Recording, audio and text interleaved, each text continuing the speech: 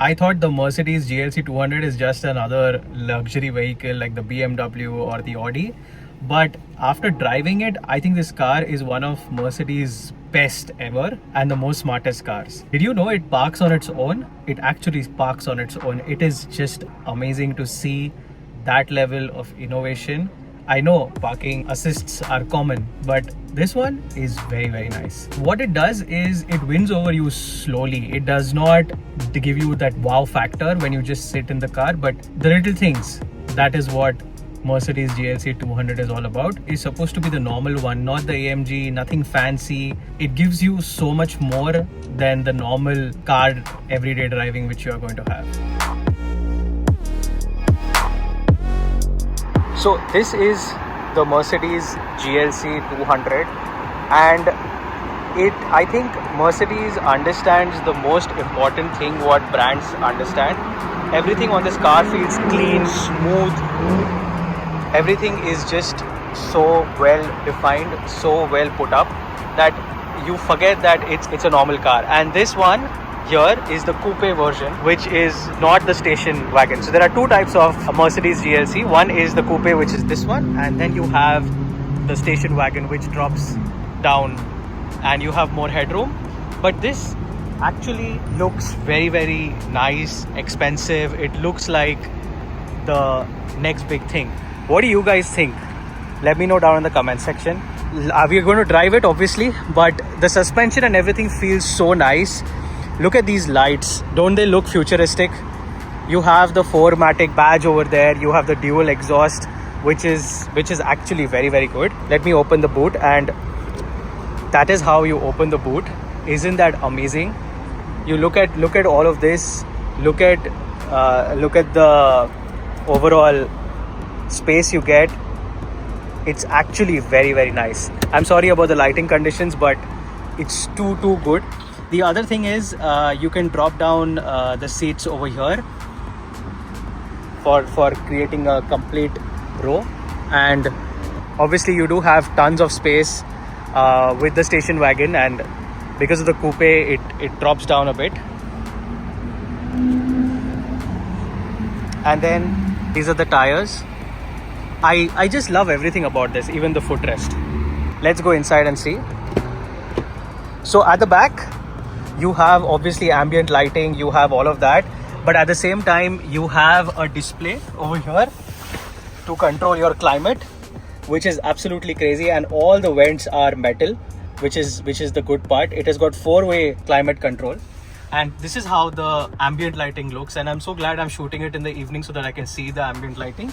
And then obviously you have the armrest with cup holders, with phone holders, which is really good. It's really, really comfortable overall over here. You have a good amount of leg space as well, and this is set to my driving position. You have a good amount of leg space. Really, really nice. And I can imagine 3 people sitting over here without a problem. The speakers are by Burmeister in this, which is obviously top notch. And you do get almost a panoramic sunroof, which is good. Now entering here, you have obviously heated seats, you have memory functions, you have all of that. Plus, I like how the vents are also illuminated. It gives a good feel to the entire car. And also you have this thin line running over here. Here you have the controls which are there, which is again really good. The mirrors can be controlled from here.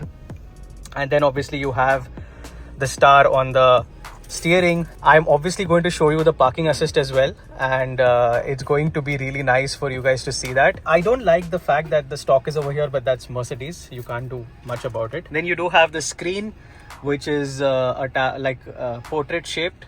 You have a lot of other things which are over here.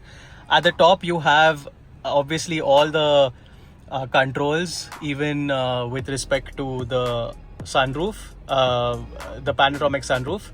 And you have these lights as well, which I really like. Over here below the screen you have the cup holders, which hide like this and reveal themselves like this. Then you have the glove box, which is pretty nice and deep with a USB Type-C, which is nice. This is the Mercedes key. It's not that nice, but I think it's pretty functional. So Plus you do have a wireless charger over here at the end over there, and you do have USB Type-C ports as well. So this is how the cabin looks, and let me show you the glove box as well. This is the glove box, pretty good, and there are cup holders over there. I think it's a very nice, decent cabin. And on the screen, obviously you have a lot of controls. You have the drive modes over here. Then you obviously have the AC controls. I like how the AC controls stay, which is really easy to control. You don't have to struggle without buttons over here. You do have the assist and everything over here, like the heads-up display. I don't know if you are able to see it, but that's over there.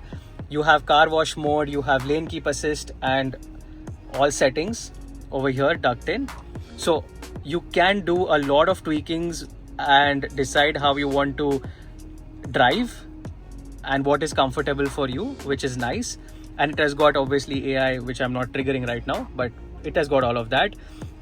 Plus you do have a fingerprint sensor here as well to load your profile.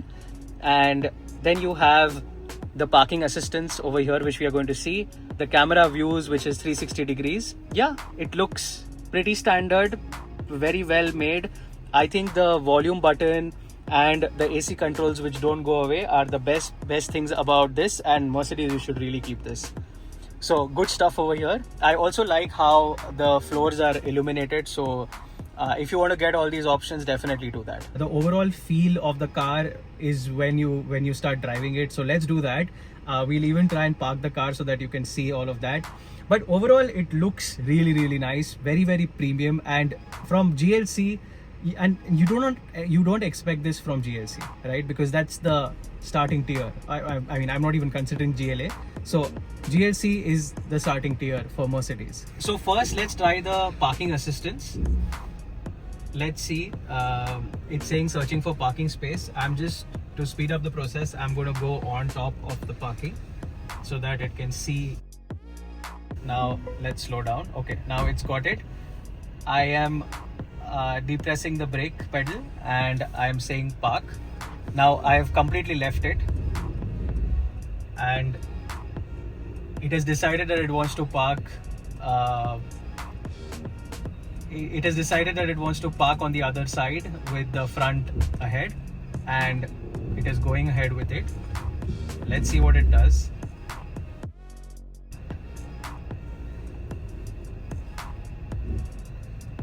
Okay, no, it's parking. And at the same time, the mirror also moves, which is again very nice. So it is decided, it is done. It has parked itself. I think it has done a really good thing. It selected everything on its own and it just did it. Very well done, I would say. Now let's go on to the drive and let's see how the car is. So for that, I'm going to put it in drive and let's go. So the beauty of Mercedes is that it gives you a very nice gradual speed, very smooth, very well tuned. Even if I go to another driving mode, it is still going to give me that smooth pickup, and it is going to give me a smooth increase in speed. The overall suspensions are very nice, soft.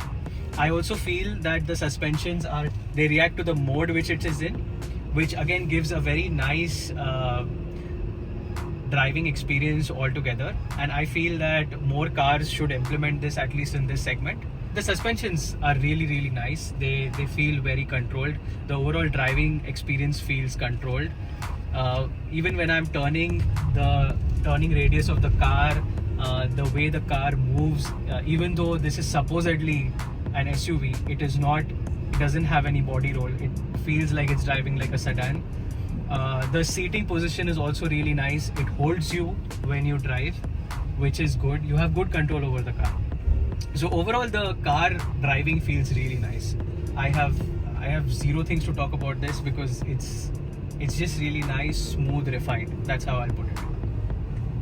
What do you guys think? Which one do you guys like between the Mercedes GLC, the Audi Q5 and the BMW X3? Which is your favorite, and what is it that impresses you more than anything? Let me know down in the comment sections and we can chat over it. So that's it with the drive. I think it's a good drive. I did not want to make a really long video, but the whole idea is that the drive feels very, very nice, controlled, and also that the overall feel of the car, the throw of the headlights, everything is just those little things which Mercedes does very, very well, and that is why I prefer this over, say, a BMW or an Audi. What do you guys think? Again, let me know and we can chat over it. How was the car? I think it was pretty good. The drive was really, really nice. I really would want to go ahead and buy this car in front of the BMW 3 Series or the Audi Q5. Q3 is smaller compared to the GLC, but the overall car feels really, really nice. The overall car experience, the little things, the fine tuning, the way the suspension rides, the way the car is, the way the car accelerates, the drive modes, everything feels very different, very, very fine tuned and very well put up by Mercedes. What do you guys think? Let me know down in the comment section, and as usual, thanks for watching.